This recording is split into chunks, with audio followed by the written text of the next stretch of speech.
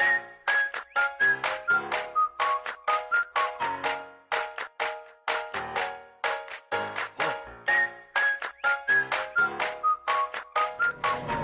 name is Ashlee Maduro. Originally, I'm from the island of Jamaica, but I reside in the Bronx. And when did you come from Jamaica to? I came here when I was 7.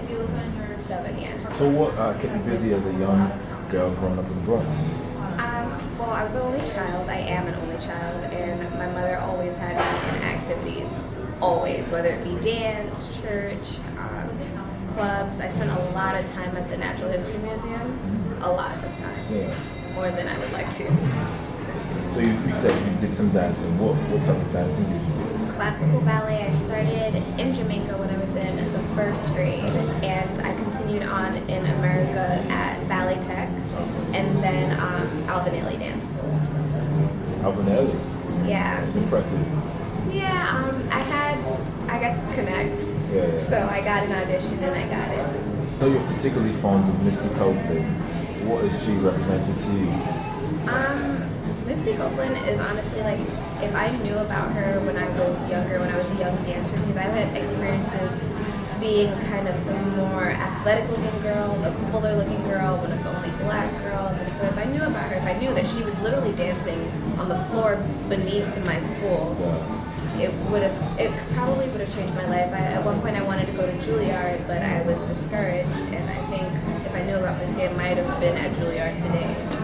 What role your heritage, your family has played, your culture, being Jamaican, or even growing up in the Bronx, has it influenced you, do you think, in a way that somebody growing up somewhere else might not have been influenced?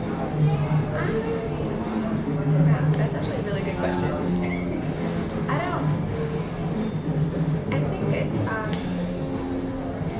particularly for me, being Jamaican, not so much as being from the Bronx, but being an immigrant, I've come to learn history in a different way because I'm from a place where American history isn't prevalent to me growing up. And so when I came to America, even though I came at a young age, I still had the understanding of my history versus American history and the history of blacks in general.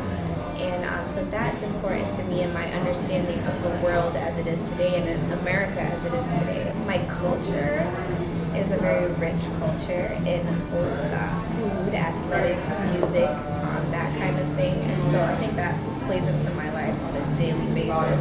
As it would in anybody's life, wherever you come from, it's kind of ingrained in your being. Talk a little bit about your relationships with your parents. My mom and my dad. I'm a daddy's girl, even though I don't live with my father. My parents aren't together. I'm still very much a daddy's girl. But my mother is someone who I have the utmost respect for. She's played both mother and father for how many years of my life? Like a lot of years of my life, over half of my life. And I'll always respect her for that. And she's where my drive comes from. As much as my father has been there for me and continues to be there for me, and I love her for that. My mother is my main push, and she's the main reason why I am here in America, honestly. Can we hear a bit of your Jamaican accent? No, not for the camera. Absolutely not. You tried it. So, I am a journalism major with a minor in English studies. what's the goal? The goal, yikes. I don't really know what the goal is, truthfully, and I think I struggled with that for a good 4 years now, and I'm still figuring it out. I just know that whatever I want to do, I have to be passionate about it, and whatever I want to do, I have to impact a lot of people, and hopefully it's through my writing, because I do think I have a talent for writing, but I don't want it to go by and it not be meaningful. I just want to help. Right. You know, I feel like there's so much going on in the world now, and I've opened my eyes to a lot of it, and I want to be a part of the resolution. So yeah. What's tell us about your decision when you were younger, were you not naturally? Well, yeah. I ended up getting a relaxer in the 5th grade. I had to write a paper, and my mom was not one to just let me have what I want. I had to write a pro and con paper on For a relaxer. I should get a relaxer. So yeah, and I ended up getting it. It was more of a fitting in thing. I was at ballet tech then, and we all had to wear sleek blunt buns. And natural hair just didn't fit into the equation for me. My hair is kinky, as you can see. And it was easier. It was easier to manage and easier to put into a neat bun. And so that's what happened. And I had it all throughout high school and into my sophomore year of college. And then I just cut it off. Like, I had my boyfriend do it actually. And it's the summer after sophomore year, I was like, just shave it off. And he did. And it was probably the best decision I ever made in my life. We actually met in a mutual friend's office, Jessica. She works at the financial aid office at my school. Stephen was enrolled as a student at the time. And that's where I met him. We didn't really like each other when we met. I didn't know him, and I'm very possessive of Jessica. So I asked him, I was like, who are you? Like, why are you here? And he's like, I'm Stephen. I was like, all right, who is Stephen? And I'm very sassy. And so since then, I think we had each other on Facebook and he started to talk to me, but I really wasn't having it. I was not trying to talk to this kid. And then eventually, I don't know what happened, but it was like one day, like we finally hung out, and then I never left his side. That's what happened. And so yeah. That's about it. One thing that seems to be a connection between the two is your writing.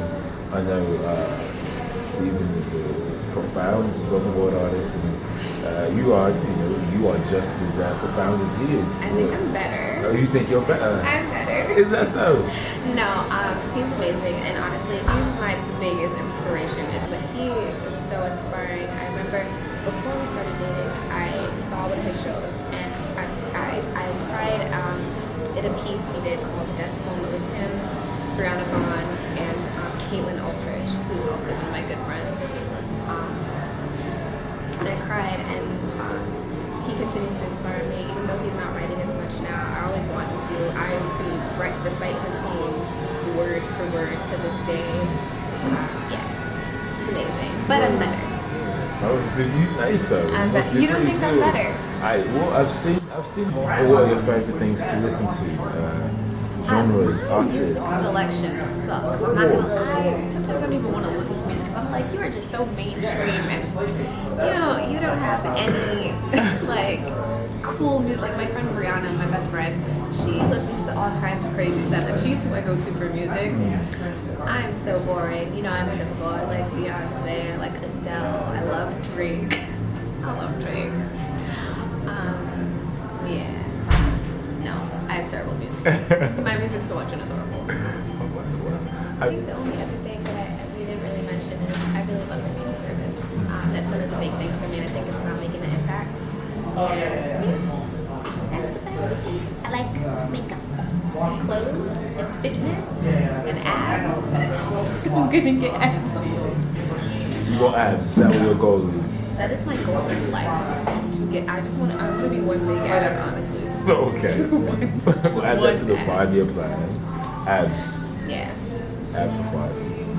Ashlee, it was a pleasure.